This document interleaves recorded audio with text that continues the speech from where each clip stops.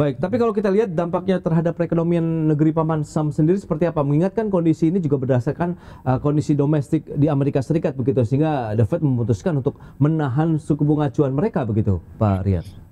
Jadi memang mungkin The Fed sepertinya outlook-nya begini. Hmm, Dan ini juga waktu itu diyakini oleh ketua IMF yaitu Ibu Georgina Kristalina yang menyatakan bahwa efek daripada kebijakan tarif resiprokalitas oleh Donald Trump, kemudian adanya eskalasi peningkatan risiko geopolitik iya. itu akan mendorong lonjakan harga. Ya, Hmm, kenaikan harga barang. Nah, kenaikan harga barang itu adalah cerminan daripada potensi peluang kenaikan inflasi. ya. Nah, inilah sepertinya yang di-capture oleh mayoritas pejabat The Fed bahwa going forward inflasi di Amerika akan sulit mencapai sasaran targetnya Hmm, yang berkisar 2%. Yang kedua, yang kedua bahwa The Fed itu bertugas atau tupoksinya adalah menjaga bagaimana kestabilan harga, tapi juga bisa menopang ya apa namanya serapan tenaga kerja.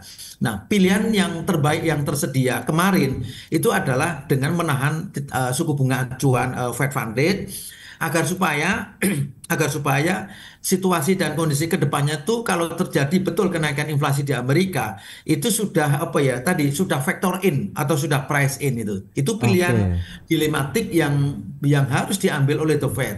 Nah, itu Ya. gambarannya. Nah, kemudian dari sisi luar, artinya dari luar, tentu pengambilan kebijakan The Fed itu akan menjadi salah satu referensi ya Ya. bagi para pengambil kebijakan di bank-bank sentral negara lain. Hmm, Nah, uniknya kemarin Bank Indonesia sudah rapat duluan sekitar tanggal 17 Juli seingat saya ya. dan kita tahu BI secara taktikal itu Hmm, menurunkan BI rate sebesar 25 basis poin menjadi 5,25%. Apa relasi antara BI rate dengan Fed Fund Rate? Bahwa pengambilan kebijakan oleh BI itu betul-betul istilahnya apa ya, tidak semata-mata hanya menggantungkan arah kebijakan Fed Fund Rate. Banyak pertimbangan atau variabel yang di-capture oleh Bank Indonesia untuk bagaimana pengambilan kebijakan itu betul-betul apa namanya tepat ya, tepat arah, tepat sasaran dan juga tepat waktu.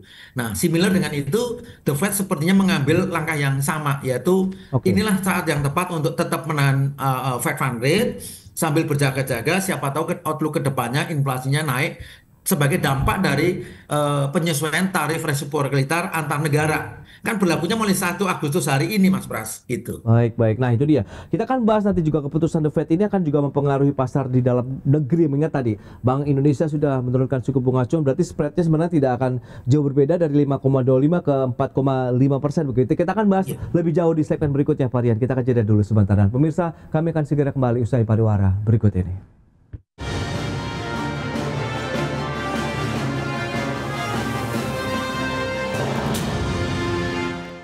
Ya, terima kasih Anda masih bergabung bersama kami dalam Market Review, pemirsa, dan berikut ini kembali kami sampaikan data untuk Anda. Kita akan cermati bersama seperti apa sih pergerakan dari Fed Fund Rates begitu ya, dari Desember 2024 sampai dengan Juli 2025 yang baru saja diumumkan bahwa memang Bank Sentral Amerika Serikat mempertahankan suku bunga acuannya. Ini dia pergerakannya dari Desember 2024 memang masih kita cermati 4,25 itu mulai Januari ya sampai dengan Maret, kemudian Mei, Juni, Juli masih bertahan di 4,25 sampai dengan 4,5% untuk pergerakan Fed Fund Rate. Dan kita akan cermati bersama bagaimana dengan BI rate-nya sendiri. Ini dia menarik, kita akan bahas nanti tentunya bersama dengan Pak Rian Kerianto. Ini dia pergerakan dari suku bunga acuan Bank Indonesia. Dari 18 Desember sampai dengan Juli, kita lihat sempat bertahan di 6% di Desember 2024 lalu, kemudian turun 5,75% dari Januari sampai dengan bulan April, kemudian bulan Mei turun lagi menjadi 5,5%, bertahan selama 2 bulan sampai dengan Juni, kemudian bulan Juli Bank Indonesia menurunkan kembali suku bunga acuan BI rate menjadi 5,25%. Dan selanjutnya kita akan lihat pergerakan inflasi. Ini juga yang menjadi momen yang diperhatikan juga tentunya oleh Bank Indonesia.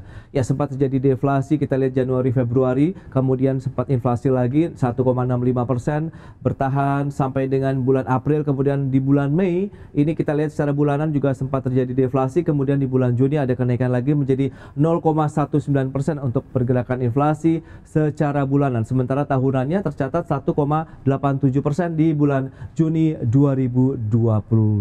Baik. kita akan lanjutkan kembali perbincangan bersama dengan Bapak Rian Kerianto. Dengan beberapa data tadi yang sudah disampaikan Pak Rian, lantas bagaimana spread antara suku bunga acuan Bank Indonesia kemudian Fed Fund Rates ini menurut Anda bagaimana? Masih cukup menjanjikan kah paling tidak untuk market di dalam negeri, kemudian pasar surat utang dan lain-lain begitu Pak?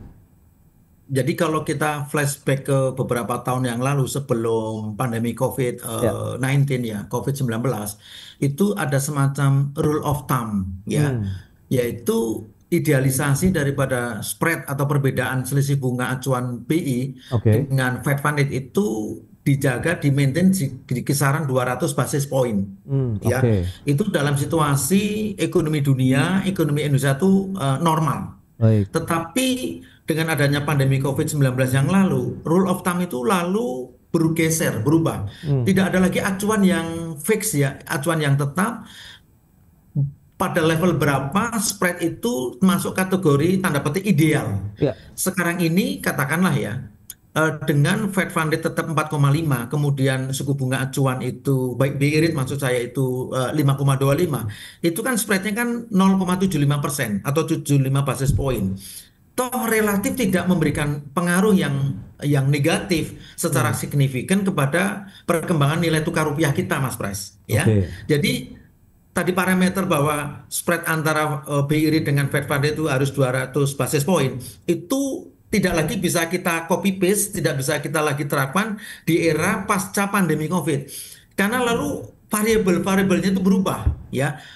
Karena apa? Karena uncertainty levelnya atau level ketidakpastian itu makin tinggi, Oke. ya. Sehingga orang lalu tidak lagi, maaf kata, tidak lagi mempedulikan berapa posisi BI rate dan berapa posisi Fed rate. Hmm, Karena mungkin spread ini menjadi variabel yang nomor sekian setelah oke. variabel-variabel yang lain.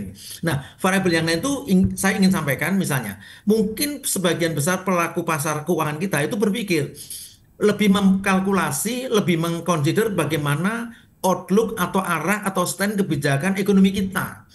Apakah Hmm, kebijakan ekonomi kita itu dipersepsikan market friendly atau tidak market friendly? oke. Itu sepertinya lebih dominan belakangan ini setelah pasca COVID ya. Itu menjadi pertimbangan utama untuk mereka mengambil keputusan investasi, baik di capital market kita maupun di money market kita.